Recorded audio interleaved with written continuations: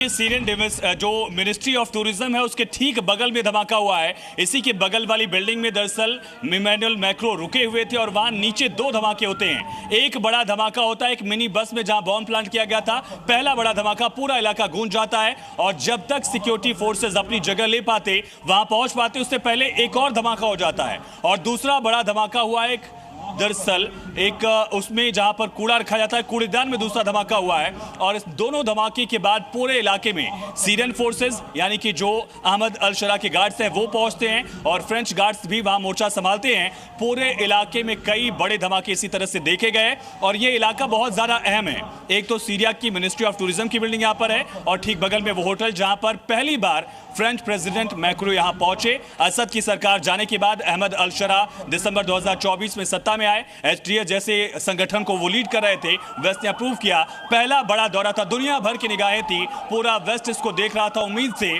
और French president जिस वक्त प्रेसिडेंशियल पैलेस में अहमद अल शरा के साथ बात कर रहे थे, मुलाकात हो रही थी और बायलैटरल टॉक शुरू हो गई थी, उसी दौरान ये दो बड़े धमाके जिससे पूरी राजधानी गूंज जाती है।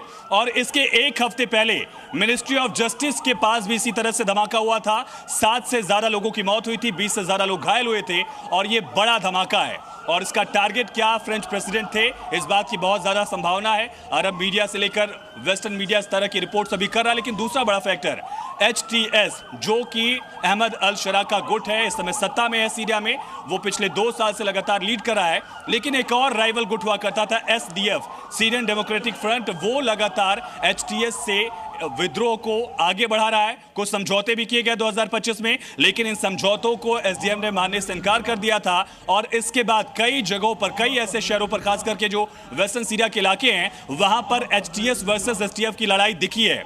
हो सकता है बहुत सारे राइवल गुट्स हैं, बहुत सारे आतंकी संगठन है, खास करके आईएसआईएस के लगातार जो बढ़ाव देखा गया था, उसके बाद से ही पूरा सीरिया इसकी मार झेलता रहा है, आतंकवाद की त्रासदी झेलता रहा है। अभी किसी ने क्लेम नहीं किया, लेकिन मुमकिन है कि ये एसडीएफ या किसी राइवल गुट की तरफ से ही टारगेट किया गया हो।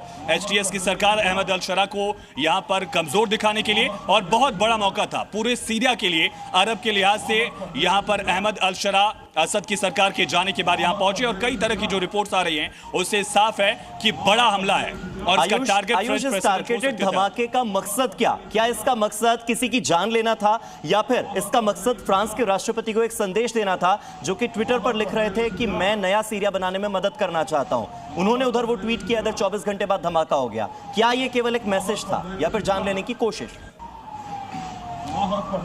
देखिए, डैमेज बहुत लिमिटेड है, इसमें कोई दो राय नहीं। पॉलिटिकल मैसेज साफ तौर पर पहुंच गया है फ्रेंच प्रेसिडेंट के लिए कि उनके लिए सीरिया की राजधानी दमिश्क भी सुरक्षित नहीं है।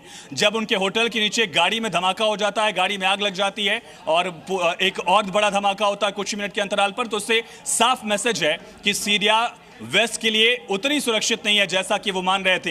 हालांकि जाहिर तौर पर असद भी नहीं चाहेंगे कि फ्रेंच प्रेसिडेंट यहां पहुंचे, उनको पॉलिटिकल अप्रूवल जो है वो अहमद अल शरा को दिया जाए। जाहिर है उनके लिए भी रहा होगा, लेकिन अभी किसी तरफ से दावा नहीं किया जा रहा है।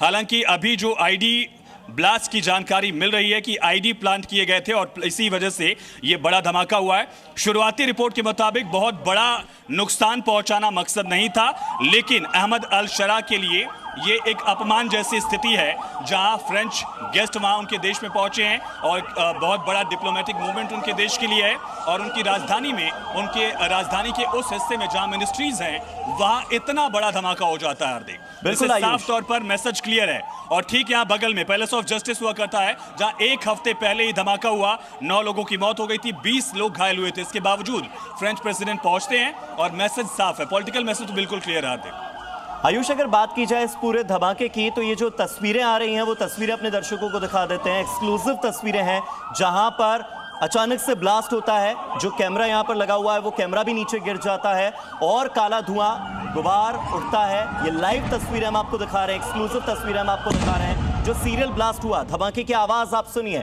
कई लोगों की मौजूदगी यहां पर थी और अचानक से लोग घबरा गए, डर गए, यहां वहां भागने लगे अपनी जान बचाने के लिए। और ये वो इलाका है, ये वो एरिया है जहां पर फ्रांस के राष्ट्रपति इमैनुअल मैक्रों रुके हुए थे। आपको बता दें कि सीरिया की राजधानी की ये लाइव तस्वीरें सी न्यूज़ आपको दिखा रहा है। दमिश्क में फ्रांस के राष्ट्रपति इमैनुअल मैक्रों के मौजूदगी के बीच में यह धमाका हुआ है। ये ब्लास्ट उस होटल के पास हुआ है उस मिनिस्ट्री के पास हुआ है जहां पर मैक्रों की मौजूदगी इस धमाके से मात्र 25 मिनट पहले थी। आपको बता दें कि मैक्रों के ठहरने की व्यवस्था इस इलाके में की गई थी। बताया जा रहा है कि इस ब्लास्ट में 3 लोगों की दर्दनाक मौत हो गई है।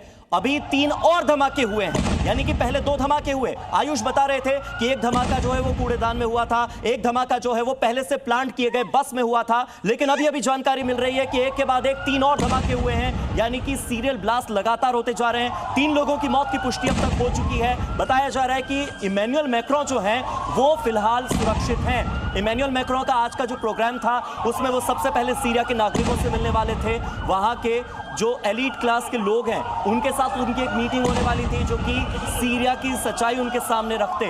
दूसरी तरफ राष्ट्रपति भवन भी वो जाने वाले थे, अल शरा के साथ उनकी मुलाकात होने वाली थी। कई तरह के ऐसे समझौते हैं जिन पर हस्ताक्षर होने वाले थे, लेकिन अब ये जो पूरा का पूरा प्लान है, इस प्लान में बदलाव हो सकता है।